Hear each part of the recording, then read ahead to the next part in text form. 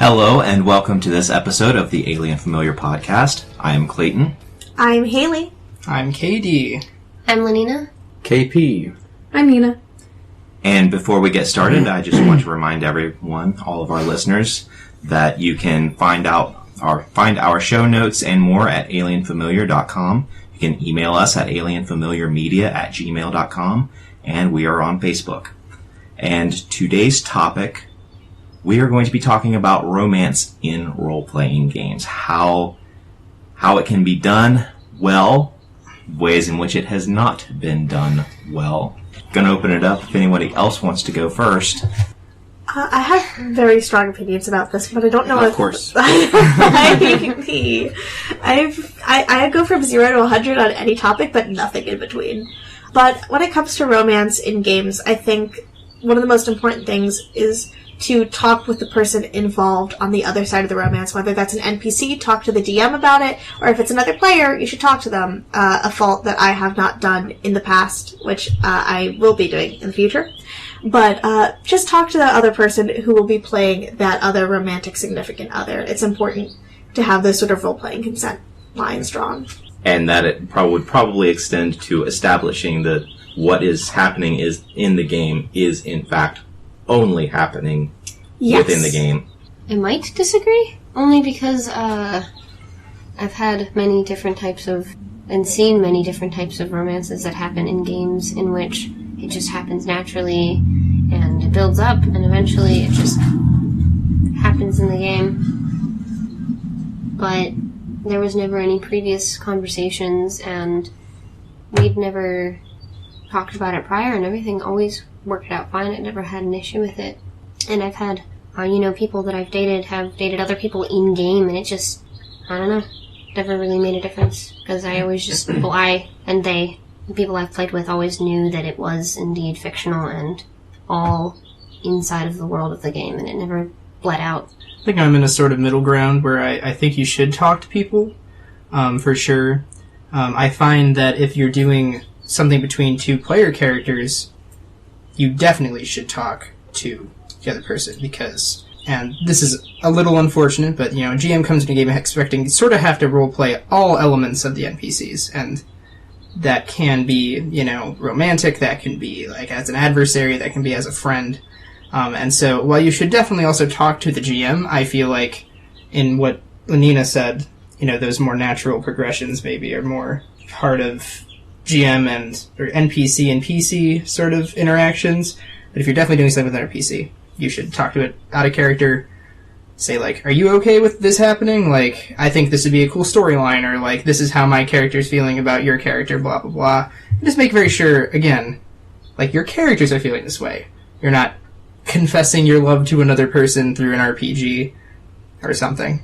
And in addition to talking, if there's two players who agree to have this done, I also think it would be a good idea to let the other players know about it as well, because that is how some ugly rumors get started, especially if one of the players' significant other is not an active part of the game. There might be something that happens in the game that if all the players aren't on the same page, that it's all role-playing, that there's not some secret flirtation actually going on, it can come back to another person, and it can cause a lot of damage in a relationship.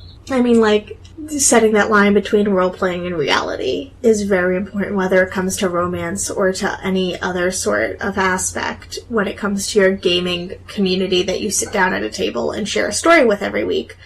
I think that's a really good point, knowing the differences. But I also do think that there's something to be said for your point, Lanina, about having that naturally budding romance, because that's how stories work. It's not like, oh, we've agreed this is going to happen, and then everything's going to be the way it is.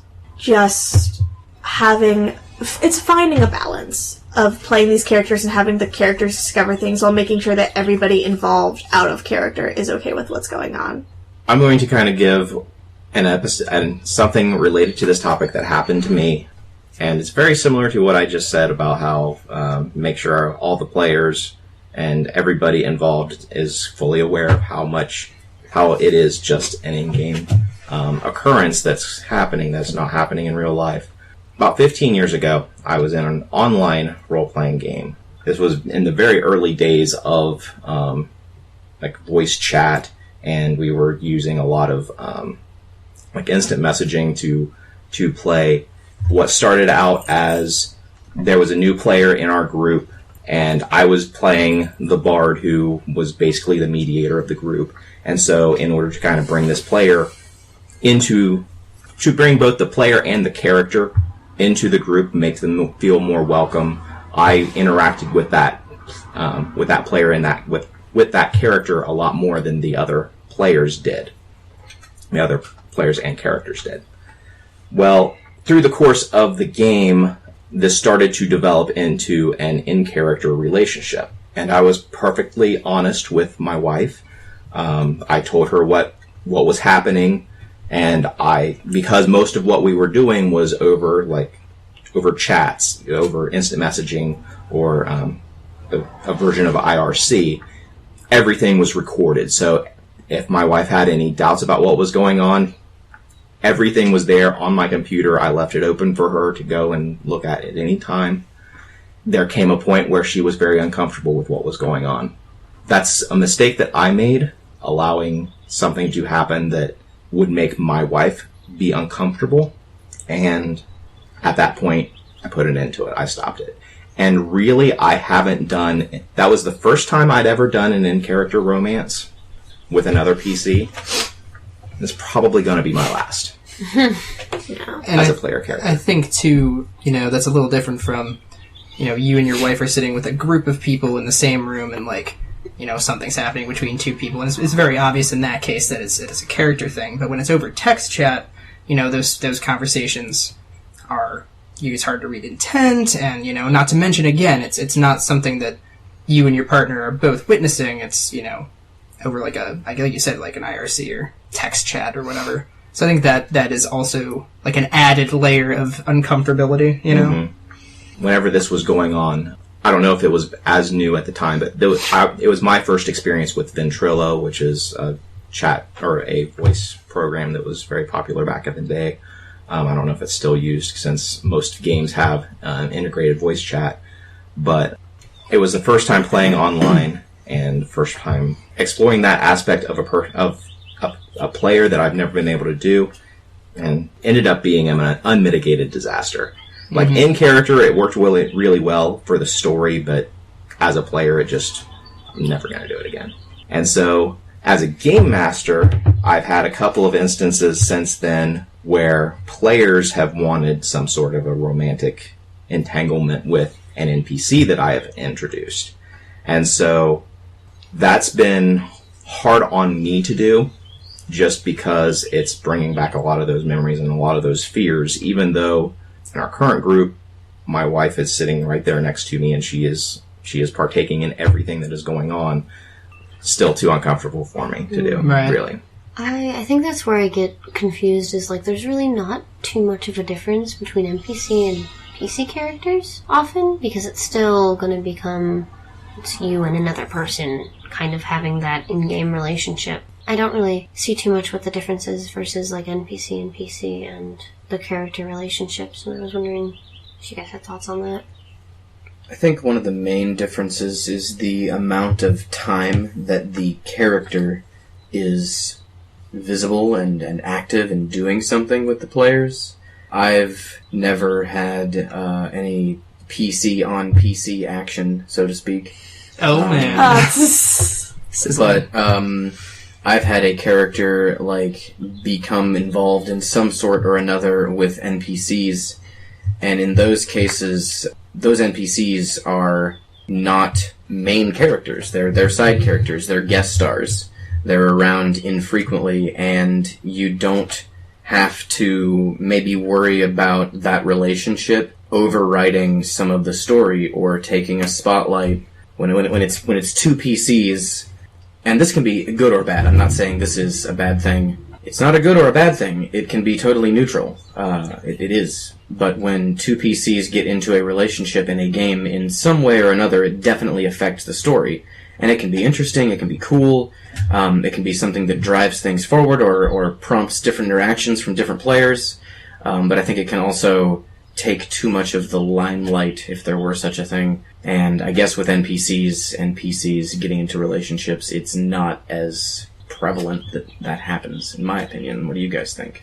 I think it honestly depends on the game. I'm a new DM, so I've been pulling a lot of like cheap tricks on trying to make my story good. And one of the things I've been doing is using romance lines to get more characters involved. I have one of my players is having a sort of romantic entanglement with an now NPC who I used to PC as.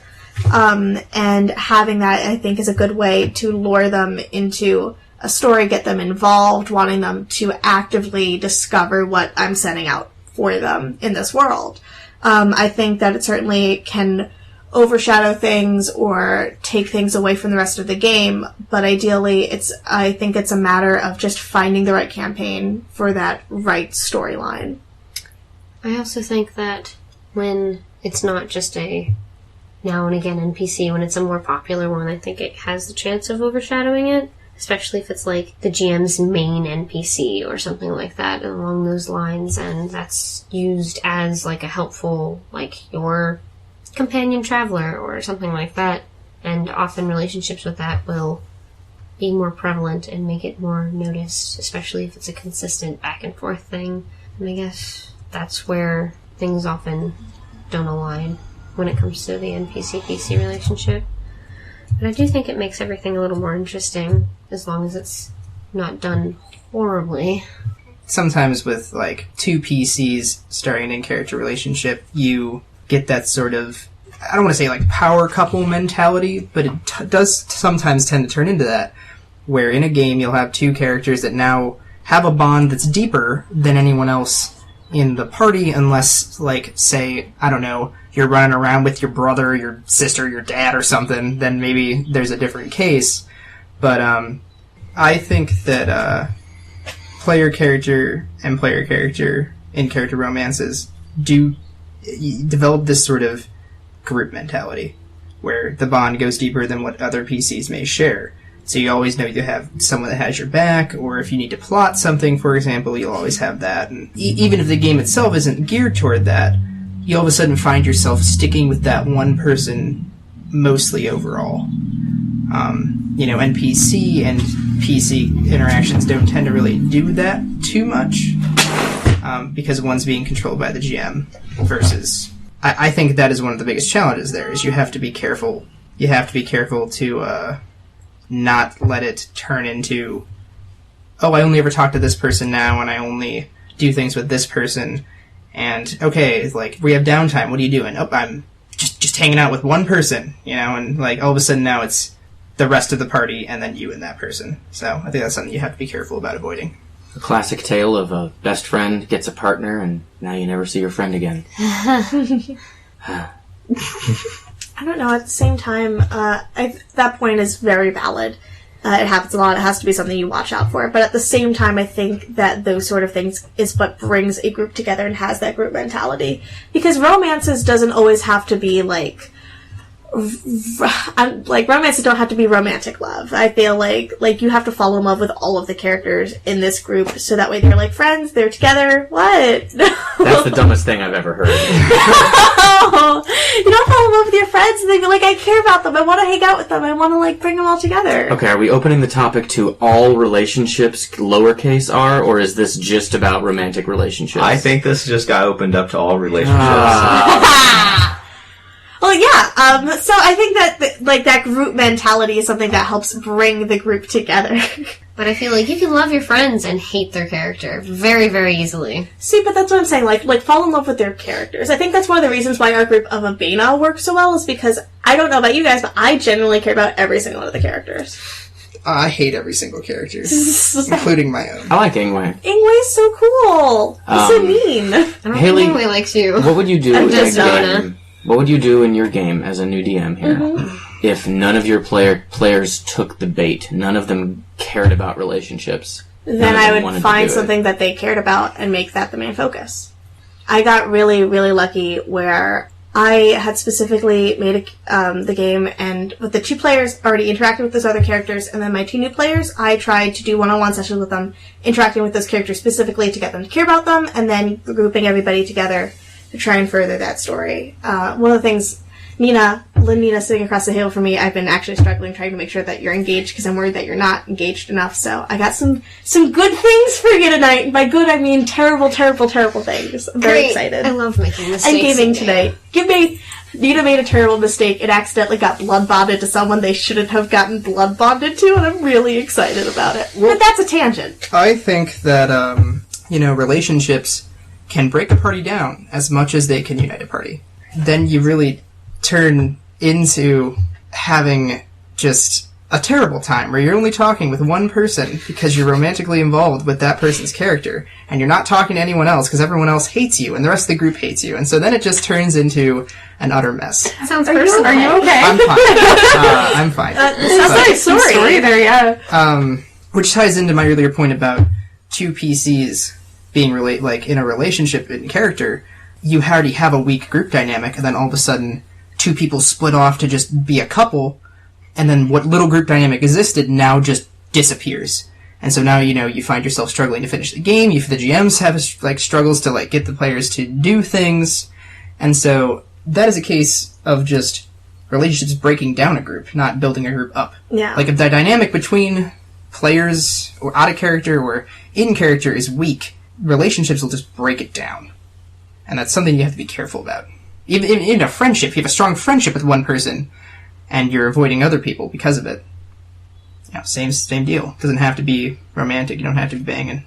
I guess then it comes to mind of what's considered too much in-character romantic RP when it comes to, two people involved in, a large group, when it's just those two going back and forth. And it's a little, when is it too much? When is it, just enough? Or is that more of a private thing? I don't really know. The DM needs to, just like they have to in any situation, realize when someone or two people, or if they're a trio, that's fine too, has taken up too much of the evening. Not always an easy thing to do as a DM, and once you pick up on it, it's not always an easy thing to enforce in a, kind of tactful way. Absolutely, if you notice two people just hot potatoing back and forth, talking about each other's potatoes the whole damn evening, you gotta put a stop to it. You gotta be the potato famine. Right. Yeah. Right. You gotta be like a fungus on their potatoes. You guys are making me crave potatoes. As the game master in that situation, whenever the couple starts bantering back and forth like that, well, bantering or bickering, depending on what form it takes, when that starts, each time that starts, game master needs to look at all the other players and see if anyone is rolling their eyes. Mm-hmm. That's the first indication that it's going too far. Maybe it's that one player just doesn't want any part of it, and they're rolling their eyes from the beginning. But there will come a point where, well, hopefully there doesn't come a point where the game master can feel that it's gone too far. And at that point, it becomes part of the game master's responsibility to, whenever it starts, either do something to interrupt it in some way, such as a man walks in the door with a gun in the game. You don't pull out a gun and point it at the players and be like, Gotta stop it. Cool it. No, I agree with you, Clayton, and I think that's ties into sort of what I was thinking, that in or out of the game, if you're dating, if your partner's playing, and even if your characters aren't romantically involved, there is a point of too much. So it doesn't matter if you're two people that aren't in a relationship out of game but are in game, or the opposite of that. You have to be mindful that just in real life, when you're hanging out with a group of people, sometimes it's too much, and you should try to keep those interactions, especially in game, for moments where the GM's going around being like, okay, what are you doing? Point to someone else, okay, what are you doing? Not this climactic boss fight where you decide to have some witty romantic banter with someone and everyone else is like, I'm dying over here! Medic! Screaming. So, I think that's something that's worth, keeping in mind. I've definitely been in situations before where, you just go overboard and everyone's like, this is happening right now. Let's not do it, I think there's one distinction I'm not sure we've made clear, and it's a philosophy of mine anyway, that I think clearly everyone should adhere to. So in no way am I saying that if your character and another character, be it NPC or PC, seems to be gravitating towards a relationship, or it could start, or it would be interesting for the story, or you just want to do it, in no way am I saying to censor yourself and not act on that, and as long as all parties are consenting, have a ball. I'm not saying that.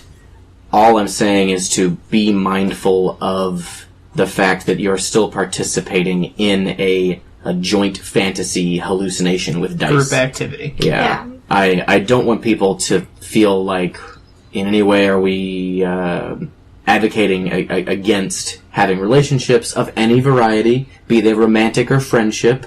I'm just saying to be mindful of that whole kind of, having a tea party there by yourself when people are in need of healing. And I think that in a positive note, we've all been pretty negative about this so far, for the most part, relatively.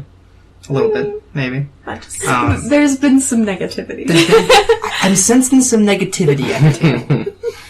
Relationships can be a good thing in games because of any variety, but more specifically romantic in this particular example, because a lot of the times it's a part of life, because it's a part of life for a lot of people in one avenue or another.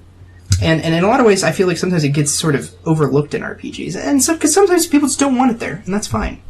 So you can't just have a game of just people running around just doing living life in every other aspect but one. Does that make sense? I'm not really explaining my point very well. No, you just explained it. Yeah, you got it. Hit the nail on the head there, Chief. Yeah. So I feel like it's good to have that involved in some way, because it's a part of actual life, and if you're playing a game that's emulating real life, what is it? You're just emulating real life except for one part, And again, there's definitely cases where you shouldn't do it for one reason or another. Maybe the group's all uncomfortable with it or doesn't want it in this particular thing. But if you're playing a game that, for all other intents and purposes, does a good job emulating life, keep it in there. I think that's very well said. Speaking of friendships, I've been in several different games where, to look at it from an outsider's lens, it wouldn't make any damn sense why the party sticks together. Now, the real reason is they're together because they're a group of friends or acquaintances who come together once a week to roll some dice at a table or in a basement, however you play. Only two options. Only two options. If you're in a basement, no table. You gotta do it on the floor. But seriously, that's why the group's together, because the players are there together playing the game. But to stop and look at your group dynamic, and you're thinking, wow, these people would not hang out. These characters would not hang out. And I think that if you're ready to kind of bring more role-playing into your gaming, you can very obviously have a group of misfits that accomplish the goal, slay the beasts, and have a great time. But if you want to try actually role-playing a character, think about the other characters in your party, and think about how your character might interact with them. And if it turns out you might actually make a friend, act that way. If you realize, actually, my character would hate that other character. We're going to work together because we're going to, finish the job. But they would not hang out. No buddy. Yeah, that can be cool too. Think about those kind of relationships. It's a fun way to kind of, start to bring some role-playing into your gaming, in my opinion. And not anywhere else. The bedroom. Just your gaming. We're not going to talk about that. That's an interesting point. Relationships can be negative, too. You should not limit yourself to disliking another player character, even though, you have to do the mission or something. You have to stay together as a party. Don't censor yourself. Those negative relationships can be just as good for storytelling as positive relationships. I feel like sometimes conflict in characters is always fun, but I do feel like there's a point where if you are completely opposite of your party and it hinders your plot, it might be time to reconsider either an attitude change or maybe talk to the GM for a life event that maybe at least makes you be able to handle the plot line a little better, because if you're playing, crazy murder hobo with a group of paladins, the party conflict might be too hard to progress. I think that's a little different from playing fleshed out characters that are more than just a stereotype and that don't get along because of their personalities than, paladins and psychopathic murder. You know what I mean? Well, yeah, of course. That's why I think there's like a specific line that, I do think party conflict is great, but you have to know when the party conflict is just turning into running in circles. That can take several experiences to kind of feel out before you get an idea that, hey, maybe my murder hobo and this group of paladins, maybe I'm spending too much time, having them correct the errors of my ways, and our DM is slamming his head against the table, and we're not getting anything done. Maybe I should rethink my character. Yeah. Or maybe they should rethink their characters. Yeah, it's their fault for playing a bunch of goddamn paladins. I would like to point out that I have never seen that situation where there's one murder hobo and a bunch of paladins. I have seen a bunch of murder hobos and one paladin. That's more likely. It's usually there's a bunch of murder hobos running around burning down the town, and the paladin's got child leashes on each one, and he's trying to pull them. It's like mass dog walking. They're over there stabbing someone. He's like, hey! Stop. Heal! Gets the spray bottle out. Heal! Lay on hands. Because paladins heal. Fuck you. Oh, I thought it was good. Thanks, Nina. You're welcome. But I've been in many situations where we were, not so much evil, but, at least neutral characters with a very good character who refused to, not tell our higher-up, quote-unquote, that everything that we were doing, because the higher up was suspicious of being bad. And so we were just please don't tell him that we think he's bad. It's just one person, careening everything and then it just makes it so much harder to play, to have fun. And the character even realized that. She realized that she had misplayed, or had miscreated her character, and just ended up us talking out of game, trying to figure out how we could convince her character to go along with our not-so-legal means. And a lot of times that's a conversation that should happen but often doesn't, is having an out-of-character conversation just to make sure everybody's on the same page. Everybody is okay with what's happening. Everybody is happy with what's happening. Because the last thing that you want is for one player to be playing this particular character and they're just not having fun because of the group that they're in. Communication. Verging back towards the idea of NPCs, romantic relationships. Something that I found very helpful as a writer and as a new DM, instead of when drawing lines or when it's too far or not too far, write erotica, not sex. In the sense of write the relationship building, talk to the NPCs, but never go to the length of, okay, yeah, they're going to do all of these things. That takes away from the game and it focuses only on these two people, whereas flirtation can happen you're on a mission, you're on the walk towards something. It's the building of that relationship rather than the fulfillment of that relationship. I think that's really important because that way it can engage other players.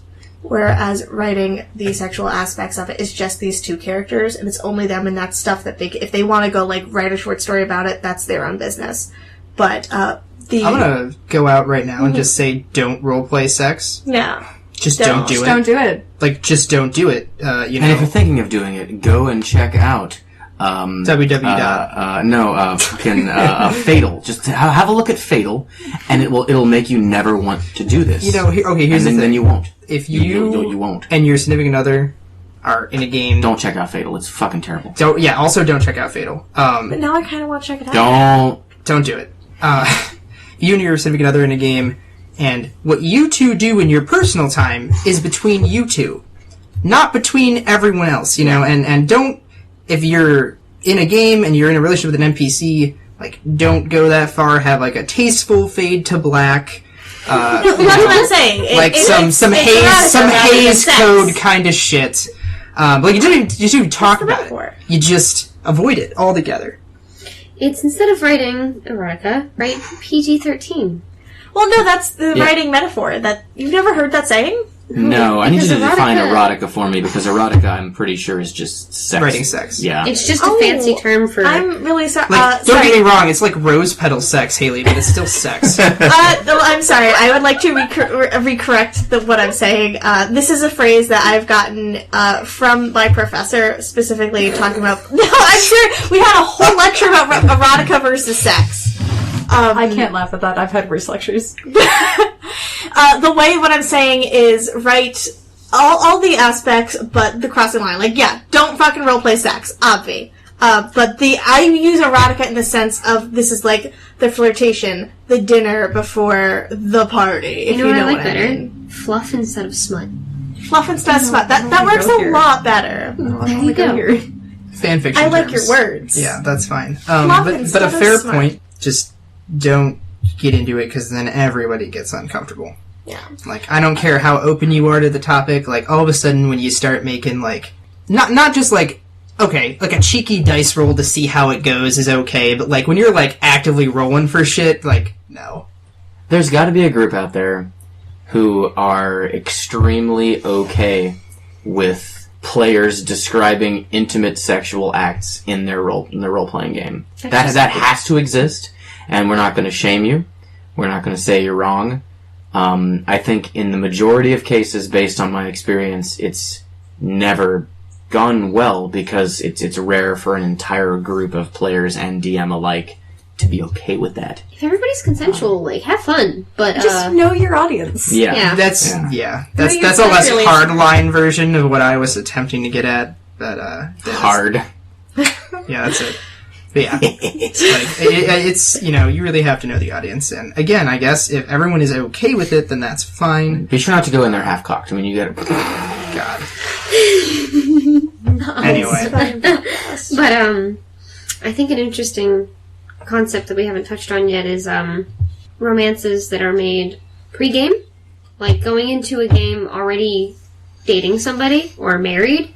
And I think that's a, really good role-playing aspect, because it's, you know, you plan out the characters, it's not going to be possibly overly romantic, because it's already happened, it's already in the past, and so it's just like kind of a duo thing, almost like partners in crime. I was gonna say brother and sister, but that's... Oh, yeah. no.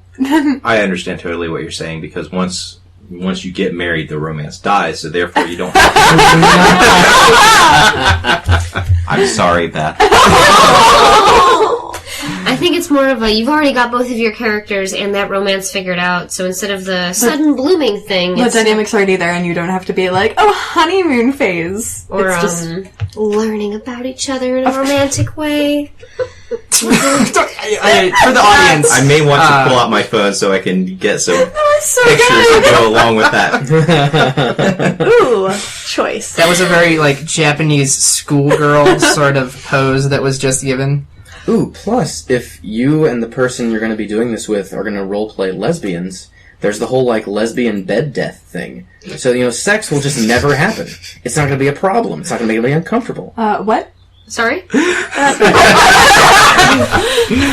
Allow Thank you. me... I've never had No, I don't. I've never had that issue. I'll go ahead and mansplain what that means. Well, I've never heard this actually... phrase before.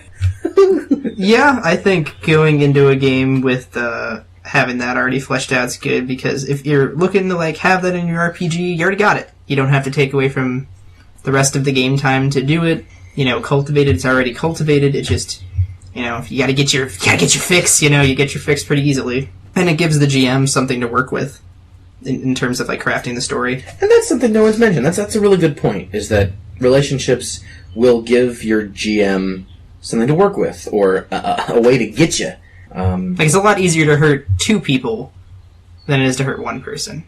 Or use one person to hurt another person. Another person. There exactly. we go. Now we're And talking. that's getting to, like, shitty GM practices. No, that's awesome. But, Another weird thing that I don't actually think I've experienced is in-character breakups. that's a fair point. That's a very good point. Oh, I've never... We could do that. I'm supposed to get married, excuse you. According to everybody else. I thought you already were married. No. No. But, like, that could They, cause a they lot were of in human issues. lands, and that was not allowed. No. Damn it! Man. I actually can say that's something I don't think I've ever had any experience with in an RPG, is getting together with someone and then having to break it off. That's an interesting thing to test out one day. Lesbians.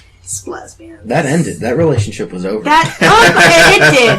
Well, it was very strange. In game. I really thought you broke up. No, well, I was never made clear because I forced y'all to go back for her. Our relationship needed a lot of counseling if we ever made it back to Earth. But it was a very ambiguous end, is what I'm saying. Yeah. So, like, we didn't actually, the difference here is that we didn't have to roleplay breaking up. Out of character, we just decided that didn't happen again. Yeah, no, she was very angry at me. Yeah. No, I'm honestly, like, thinking real hard, and I can't think of a single example. I have, at least. I don't know about anybody else. It's not really a breakup if I never really wanted it to happen in the first place. Yes, it is. Yes, it is. Well,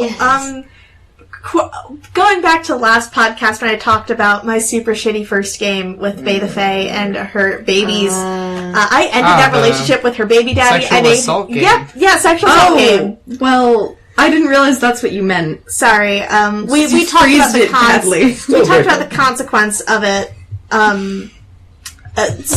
A lot of things happened to my character that just I was not at the place where I could be like, hey, maybe let's not do that to them. And it was with another player character. But long story short, the reason I'm bringing it up is that, like, I have not talked to that person as a player, which is why I don't think we play a lot anymore. However, dealing with that breakup in game was rather interesting because my character was not physically there. She physically left because I was gone.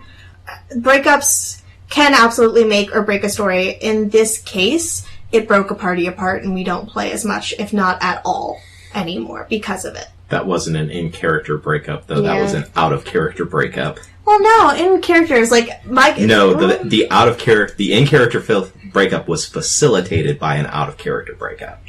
The thought of it, as really we don't have any examples to go off of, like, if it's just, like, chill, it's talked about prior to the game, the GM knows about it, they can facilitate, like, the party is still together, things can be weird. If it's NPC, PC, get rid of the NPC, but... I just thought of one in-character breakup that did happen. This was in Hunter. That's right. Oh, no. Haley's character did break up with the NPC who she was with. Sarah Galatea. Oh. That broke my heart. Like, in character, it devastated your character. You were not the same afterwards. She's a very different character afterwards, and I was actually really happy with the way that went. I was really nervous because you had mentioned it last time that it made you slightly uncomfortable, and I'm sorry that it did. Well, the reason why it made me uncomfortable was entirely my fault, is because as a game master, you should never interject, like in-game clues as to what's going on, have them be vital things that are found out, like, during sexual encounters. Wait, you built in information that could only be, like, pumped out from sexual... Well, TJ certainly found them out, if so. No, but there were things that were going on with that particular character to let, in this instance, Haley's character know that things were not right with her, that this was a non-human creature that she had relations with. And you were traveling with a priest, Hayley. You disgust me. Father Pierce and TJ did not have a good relationship. Because I was just the most clean-cut, never did anything wrong, certainly had didn't do zero coke with vices. My character. Yeah, never did coke. I opened a Coca-Cola for God, Kyle. Katie and Katie's character got every drug and tried to convince TJ to give them to Sarah. Like, you guys got a lot of drugs. We got this. A lot of drugs. Not relevant story. Sorry. What I'm saying is, sometimes it helps the story. It certainly helped in the Hunter campaign fulfill a storyline, specifically with the character that I was playing. It certainly absolutely changed them. And then going towards what we were talking before about having negative party relationships, the relationship my character had with KD's character was also extremely negative, but still helped the story, and we were able to still play those characters together. I think that was both good stuff. I don't think anybody liked Doc Spengler. So, I mean, he stabbed me. So anyway, actually, what were you no, gonna say? Brandon looked up to him. Nina. Brandon. If I can interject just a little bit before we get to Nina, I want to let everybody know, including my wife, who is not sitting here with us, that whenever, like, I was talking about the things that Hayley's character learned, these were things that were, like, when things got intimate, we faded to black, and then I just said, okay, here are some things that you learn. There was no detail. It was Not even it was a roll. as PG. Yeah, there were no rolls. It was as PG as I could make it at the time. Hey, Katie, remember when we got married so everybody could get a psyche point? Just It's true. yeah. Game the system with your romance. a seminar led by Kyle. And I don't know if you want your last name on there. Question: at that time, were you aware of the rule that whenever you get laid, you get a bonus psyche the next day? No, what? Oh yeah, I use that. That's the only reason that Jimmy Hawk did what he did. What's her name? Yeah. No, not three. Oh Lord. Thea? Thea. Thea? Yeah. We never made use of that. Unfortunate. Yeah. We did make use of them getting married for a psyche. Yeah, but that was for everyone else. Yeah. That was a very selfless act. Well, that's something that comes up quite often, like, in other games too, not just Apocalyptia. In a World of Darkness, you can get some sanity back by getting laid, which is a interesting mechanic as well. We did that for Laura's one-shot, didn't we? Yep.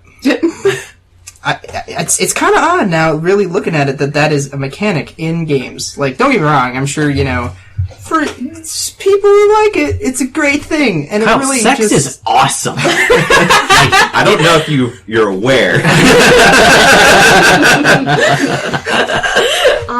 Well, it's like you said earlier, like, it's a part of life, and you can't just have a part of life without another part.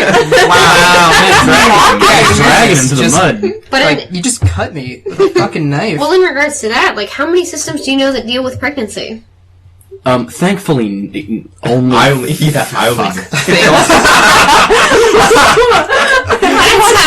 sounded personal. That sad realization come over I was you. about to say none, and I was about to, tell a quip about how purposefully Apocalyptia, I know from Jordan, that pregnancy was just not put into that system, and I rightfully so. But yeah, no, this awful fatal system is the only one I can think of, and God, it's cancer. I thought it was an intriguing thought of, like, oh, like, there's sex mechanics. There's no pregnancy mechanics. okay. I wouldn't say that a mechanic... Getting a point of psyche or sanity back is not a mechanic, necessarily. It's a mechanic of the game. It's not a mechanic Yeah. of sex, which is my misspeak. Like, I don't know. Anybody have any closing thoughts or additional things they haven't got to throw out there? I would just like to say that for the majority of my gaming career, having one female in the group was uncommon. Having two was rare. The makeup of our current gaming group is, as far as my experience, a complete anomaly. But from what I'm understanding of the hobby, it is becoming... I'm happy that it's becoming a thing where it's commonplace.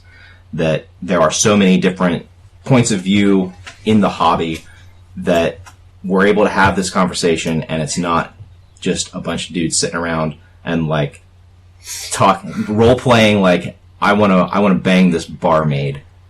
Can I make a charisma roll to bang her? Yeah, sure.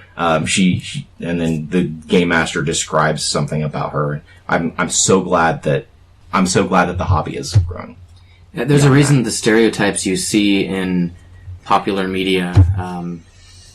I'm not going to point any fingers. Big Bang Theory community. There's a reason you see D&D painted in such a light in popular media, and I too am very glad to see that amongst the actual community that's no longer the case, and I can only hope that reflections in film and television especially will start to paint a more truthful picture of what the group, of what the hobby is actually like now. That's one big reason why I'm really glad we're doing this podcast, in fact. I guess a question I do have for all GMs who have dealt with being in an NPC-PC relationship is, have you ever had to play like your opposite sex, and is it weird to be in like a relationship with a PC as like... What are you looking at me for? Oh, we've done that before, Kyle. We have a bond, if you will. What? With the X-Files game. Oh, yeah. Yeah. But I didn't play. Okay, I see. So that was a case where I was playing someone of... I for the audience, I did that in the most weird, awkward thing I could have done by just leaning in really close. But that was a case where I was role-playing an NPC that was of an opposite gender to myself. And not extraordinarily weird. I mean, for me, it's just, a character. Like, it's just a person. It is an NPC, though. I was confused at first. I'm sorry I didn't catch on what you were saying. I was confused at first because I thought you meant PC. Like, as a PC, like, are you role-playing gender bending character, or something? right. Yeah.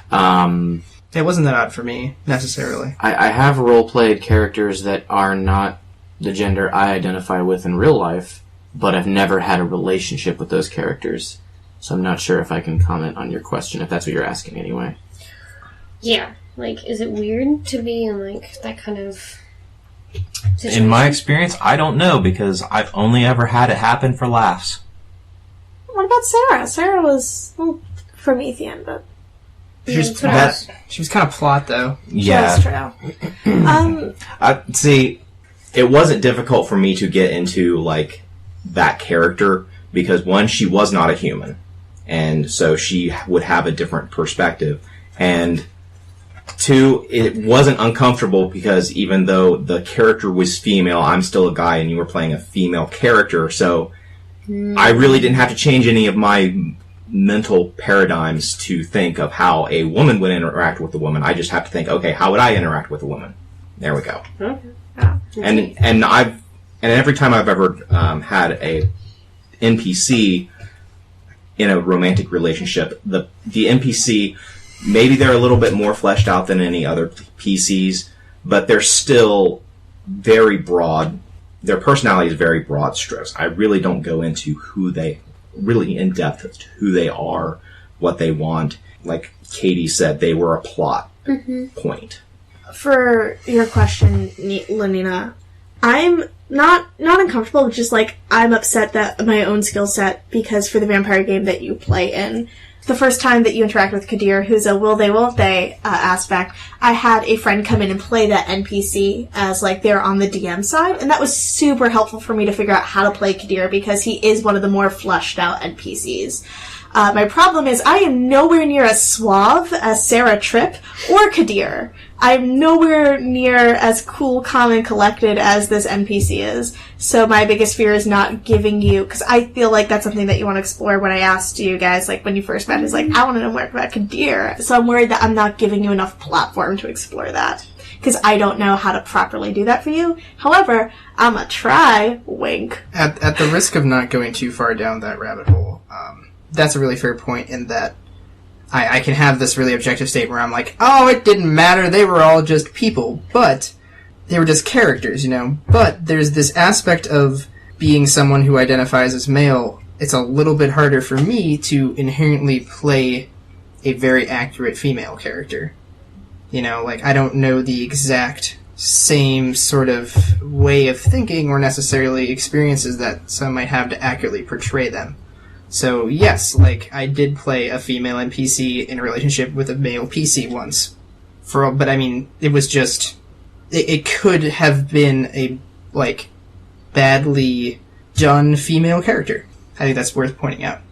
The very few times when I have done it, and the player and the player character wanted it done for laughs. So, I'm sad to admit that I was just playing a stereotype. Mm-hmm. There was no depth to the player, or to the character. That's interesting, though.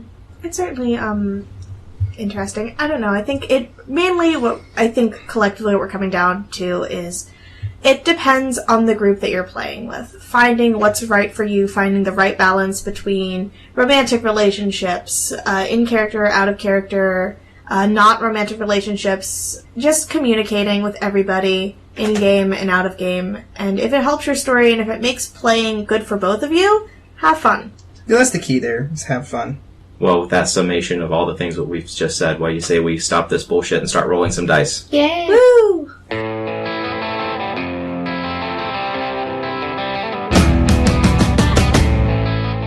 This has been a production of Alien Familiar Media. You can find past episodes and more at alienfamiliar.com. You can email us at alienfamiliarmedia@gmail.com. This production is protected under a Creative Commons Attribution No Derivatives license. Music for this episode is Suburban Outlaw by Forget the Whale and can be found at freemusicarchive.org.